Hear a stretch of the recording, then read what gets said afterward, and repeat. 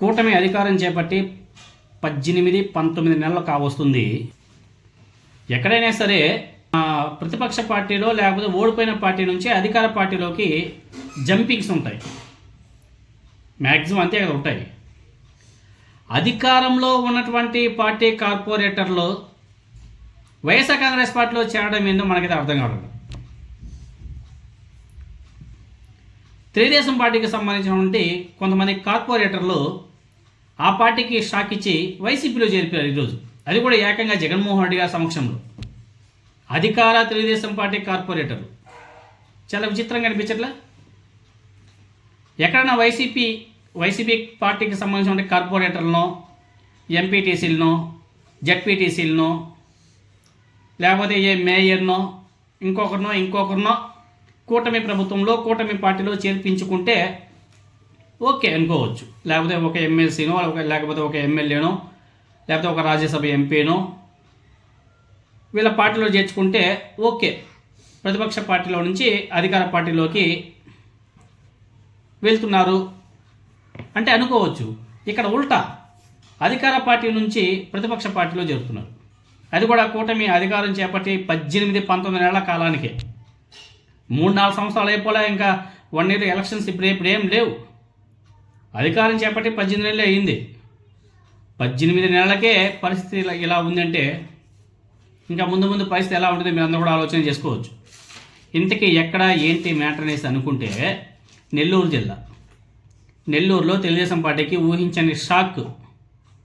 Telugu Desam party వీడినటువంటి 5 మంది కార్పొరేటర్లు వైఎస్ఆర్ కాంగ్రెస్ పార్టీలోకి చేరిపోయారు.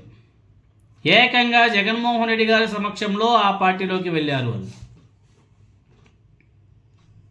వైఎస్ఆర్ కాంగ్రెస్ పార్టీలో చేరినటువంటి వారిలో మద్దినేని మస్తానమ్మ, ఓబుల రవిచంద్ర, కాయల సాహితి, అదేవిధంగా శ్రీకాంత్ రెడ్డి, షేక్ సమిద 5 మంది కార్పొరేటర్లు వైఎస్ఆర్ కాంగ్రెస్ పార్టీలో చేరడం జరిగింది.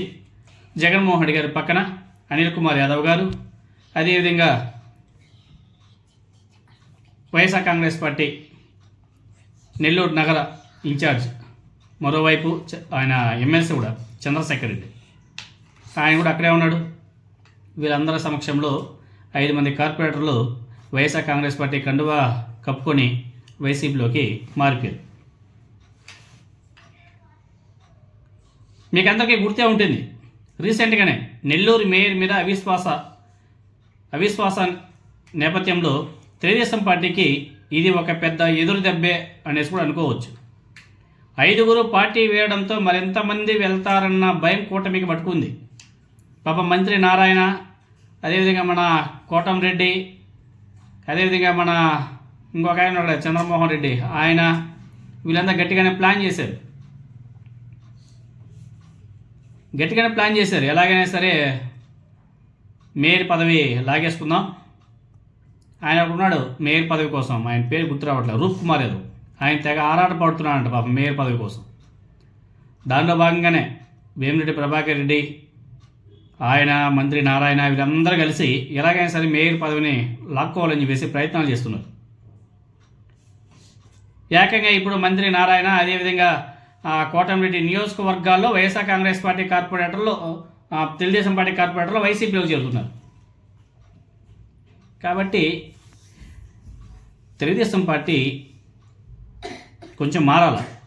ఇంకా పాతకాలపు రాజకీయాలనే కొనసాగిస్తామంటే ఫ్యూచర్లో ఇంకా చాలా జరుగుతాయి. ఇలానే చేశారు కడప మేయర్ కూడా. ఎన్నో ప్రయత్నాలు చేశారు పాపం తెలుగుదేశం పార్టీ, అటర్ ఫ్లాప్ అయిపోయి.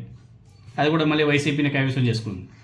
అంటే కొత్త మేయర్, వైసీపీ పార్టీకి సంబంధించినటువంటి కొత్త మేయర్, ఆయన పేరు కూడా సురేషే, ఆయనకి దక్కింది.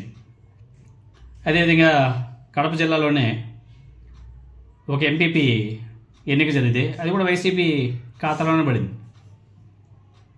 కాబట్టి తెలుగుదేశం పార్టీ కుయుక్తులు ఇంకైనా సరే ఆపాల. కొంచెం ప్రజల మీద అధికారం ఇచ్చారు కాబట్టి అధికారం మీద కొంచెం కాన్సన్ట్రేషన్ చేసి ప్రజలకు మేలు చేస్తే ప్రజలు గుర్తించుకుంటారు. లేకపోతే ఇప్పుడు కార్పొరేటర్లతో మొదలైనటువంటి జంపింగ్స్ ఫ్యూచర్లో ఎంతవరకు వెళ్తున్నాయి కూడా మీరు